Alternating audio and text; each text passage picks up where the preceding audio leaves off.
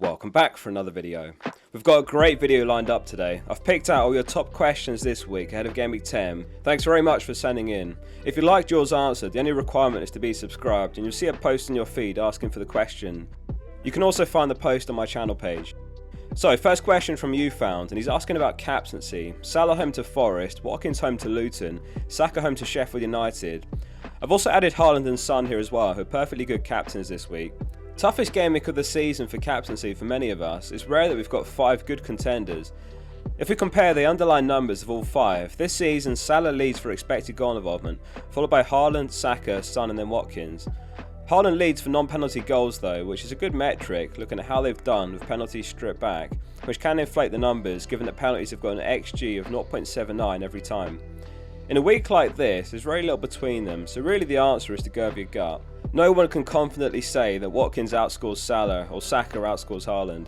FPL Review's latest projections are as follows for Gameweek 10. They've got Salah top with 7.5, and then it's Saka, and then Watkins, and then Haaland, and then Son. They all delivered in their last league game with a return, and as it stands, my captain's Salah. Yasin says Udogie played less than 60 minutes last game and he missed out on the clean sheet by 5 minutes. Very frustrating one for owners, and he asked what to do with him. Postecoglou said he felt a bit of tightness at half time, which is why he came off. Not tactical, and it could be a one-off occurrence. He's never come off before 60 minutes before, so he's fine to hold. But as far as replacements, Gabriel and Saka are both great. Arsenal top of the Gameweek 10 clean sheet odds. Sheffield United have lost more aerial duels and faced more headed chances on goal than any team, which benefits Gabriel. Tsimikas is more attacking and he's on corners. Tsimikas has got Luton in Gameweek 11 as well, and Gabriel has Newcastle away, so if you need a good fixture in Gameweek 11, perhaps if you own Botman and Burn, maybe Lascelles, then that favours Tsimikas. Otherwise you might have a Newcastle defender and Gabriel facing one another, and then the best you're hoping for is a 0-0. Question on whether to keep Isak. He's in just under 2 million teams. In case you missed it, he went off injured in the first half versus Dortmund in the Champions League, so if you own Isak, he's an absolute sell now. Wilson's an interesting option who should be nailed in his absence. Wilson's got an expected return every 81 minutes this season, which is elite. Salah's is exactly the same, but Salah's had a few penalties, but realistically Watkins and Alvarez are the better picks on paper. Let's have a look at the experts' transfers ahead of Friday's full video. Make sure you're subscribed. The top moves they're making this week involve Saka, with Rashford and Maddison, 2 popular players, being sold. Fernandes also being sold for Salah, but that's due to some wildcards active this week. Very targeted transfers on Liverpool and Arsenal. Tsimikas being brought in for Udogie by some of the experts. Brighton have got a great run of games ahead. They've got Fulham, Everton, Sheffield United, Nottingham Forest. So Mitoma's being picked up in place of Mbeumo by some experts. We discussed Gabriel earlier, and with Botman still out injured, he's being dropped for Gabriel by some of the experts as well. Cryptic asks whether Martinelli can cover Saka. Martinelli scored a brilliant goal in the Champions League and he is 0.8 million cheaper. Based on what we've seen so far this season, the answer is no, he can't cover. Saka's underlying numbers have been way better, 6.7 expected goal involvement to Martinelli's 1.53. However, it is the type of move that could be ahead of the curve if he's about to hit some form. Let's not forget, last season Martinelli went toe-to-toe with Saka for points. Martinelli only scored 4 fewer points over the entire season in 400 less minutes. I noticed that there seems to be a weakness down Sheffield United's right side, which is where Martinelli will be playing as well. They've conceded 129 crosses that side versus 85 down the opposite side, perhaps in part due to Basham's injury recently. However, if Martinelli allows you to buy Watkins, then it's a good pair of moves. Drew asks whether the Maddison to Saka transfer is worth it. Really hard question many of us are faced with. Maddison's given us no reason to sell him, he literally just scored last weekend. Saka is projected to do better this week and longer term, so it's a justifiable transfer. However, Arsenal do have Newcastle away Gameweek 11, so it's a perfectly sound strategy to wait 2 weeks and then get Saka when he's got Burnley home. If you already own Son, then it does reduce your exposure to the Palace game, who can be a force at home. It's a move I'm likely to make personally. Josh says, when the hell will I be rewarded for keeping Haaland? Yeah, Haaland's numbers have dropped off, just 1 goal in his last 3 games, 0.52 expected goal involvement in 3 games, which is poor. However, we do know he can explode in any fixture. Against West Ham a couple of weeks before that, he put up 2.59 expected goal involvement, which is unbelievable in 1 game. Entire teams often don't exceed that in a fixture. In my eyes, patience is key with Haaland. It's not the time to sell before they play a shaky Man United side, who just played home in the Champions League versus Copenhagen, who actually put up a higher XG against them as well. They were unlucky not to take a point. In the end, it was a Maguire header and a Nana safe penalty that rescued the win.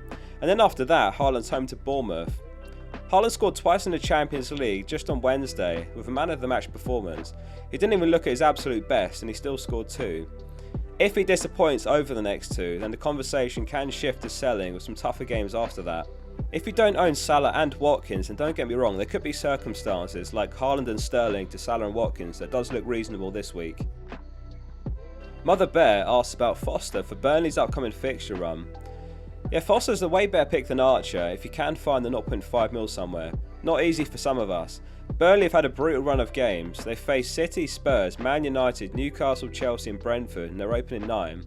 However, playing around with the fixture ticker tool on my side, I sorted by difficulty over the next 8 game weeks and look at this. Burnley with the second easiest run over the next 8. FPL.page if you want to play around with the ticker.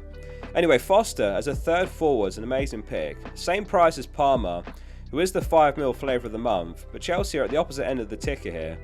Different positions obviously, but in a 3-5-2 formation, he's cheap enough to bench, but you can start him every week except Arsenal potentially.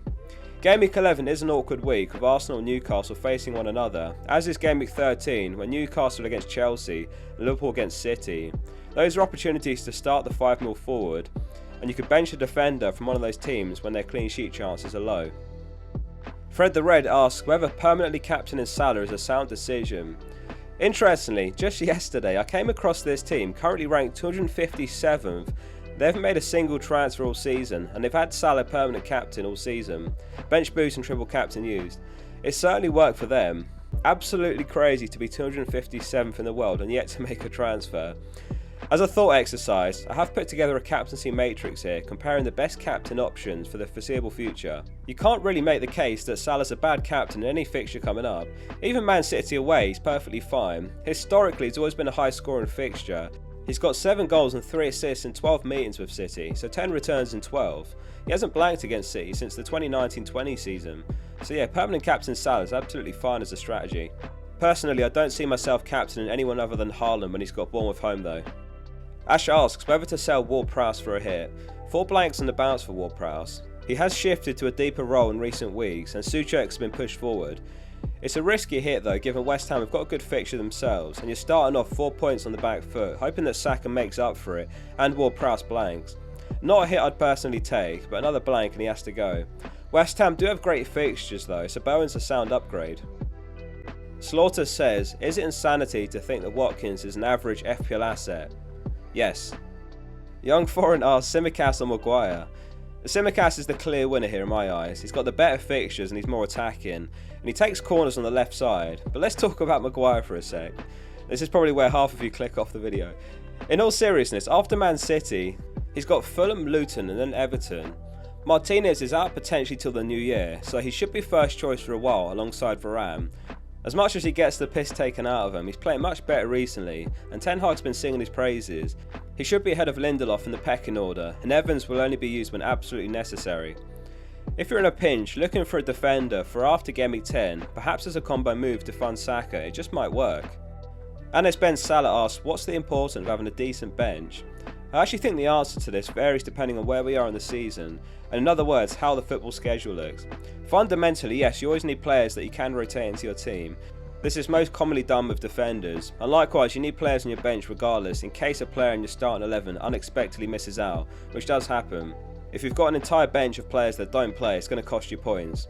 We're still a while away off, but in December in particular the schedule gets crazy. Mark my words, you're going to need a bench here. Between the 9th and the 30th of December, some teams are going to play 6 games in 3 weeks, 5 of which are FPL game weeks. It's going to be great for us because there's so much FPL, but it's a nightmare for managers and players. On top of that, we've got the Brentford and Man City blank thrown in there in Gameweek 18. Something to keep at the back of your head. Reliable starters are going to be key, and a bench is going to be key. If this video was helpful, drop it a like and subscribe for more FPL content like this every week. I read every comment, so drop one below. Thanks for watching and see you soon for the next one.